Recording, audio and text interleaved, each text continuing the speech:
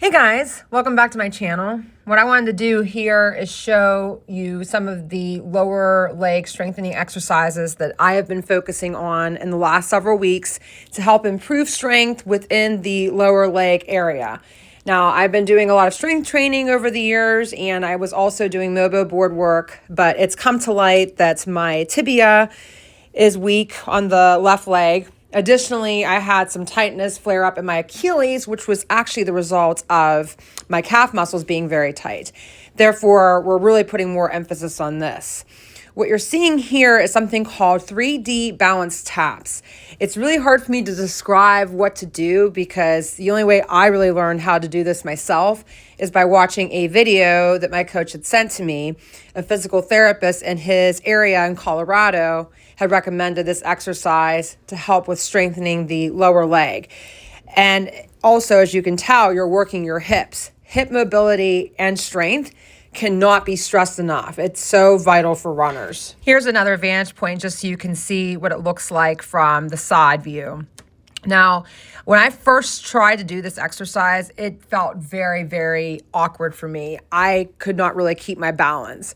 But as you do it, if you keep focusing on driving through on the floor, really placing your foot down and using your hips to go back and forth from one side to the other, it will feel a lot more feasible. Doing this exercise will also help improve balance. Throughout the years, I have learned so much from working with so many different professionals. It's interesting how I used to be under the impression that if I ran, that would be more than sufficient. I would get the leg strength I would need from running, but I have come to learn the importance of strength training, really targeting those muscles that you use for running. Another exercise I have been doing is the Soleus Bridge. What you do in this exercise is you are to keep your hips very low to the ground. By keeping them low to the ground and placing your foot on the ground, as I did here, it's going to put more pressure and force through the soleus. You should feel the tension in the soleus if you're doing it correctly. For each leg, I hold it for 45 seconds before I go to the other leg. That would then count as one set. To ensure that you are doing it correctly, keep in mind that you do have the tension in your soleus. If you are feeling it elsewhere, then you can be assured that you don't have your foot in the place it needs to be. But you see how high my foot comes off of the ground to put pressure on that area. Dutton, of course, wanted to join me after a certain point. It seems like every single time I get on the floor to do any type of exercise, he wants to be right there with me. He's all into it. So I have to sometimes multitask to play with him, give him the attention that he deserves while also getting my work done. We've lost comms with Joe. We have no contact. Joe is en route to read.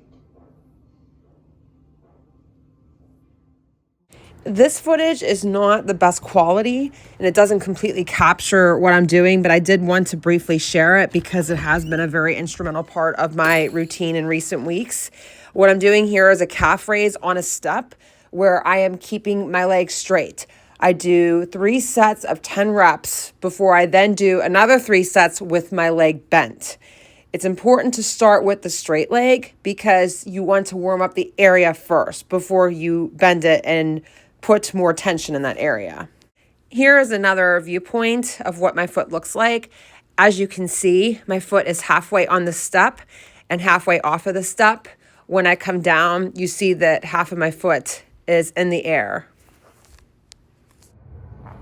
There are so many different ways you can stretch your calf muscles or your lower leg to include your Achilles, but this is a newer exercise that my coach shared with me recently.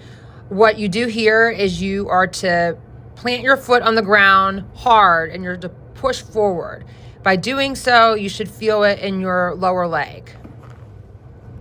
This next exercise is one I know I have not quite mastered, so please do not refer to me as any expert. This is solely just a resource or a way that you can maybe consider things to add into your routine and do more research. You're supposed to really have your back flatter I believe, and engage more of your core, but I am just not that flexible. It feels very unnatural to me. What I did is I adjusted it so that I was feeling the stretch within my calf. So I found a position that worked for me, and I just keep myself in that position once I find where that trigger point is for a good 45 seconds. Believe me, it's very, very difficult, especially if you have a long body torso like I do. Keeping your other foot behind you, resting on the calf, will allow the area to be stretched the way it needs to be. You'll feel that pull somewhere in the calf. Sometimes I felt it more on the side. Other times I felt it more in the center, but you just want to make sure you're feeling it in the calf. One final exercise I do is a single leg calf raise. Calf strengthening is something that I think every runner should make time for in their strength training regimen, or at least do a couple times a week.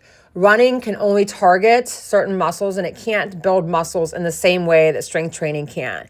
So even with all the miles you put in, your calves are going to be more prone to weakness if you don't do something outside of running to strengthen them. The soleus muscle has to withstand so much impact every time you take a step. So if you do not strengthen the soleus, it is more than likely going to be an issue at some point in your running journey. I hope all of this that I shared with you is helpful. If you have any questions, please feel free to leave a comment. Make sure you like and subscribe. I will be posting more soon. Have a good week, guys.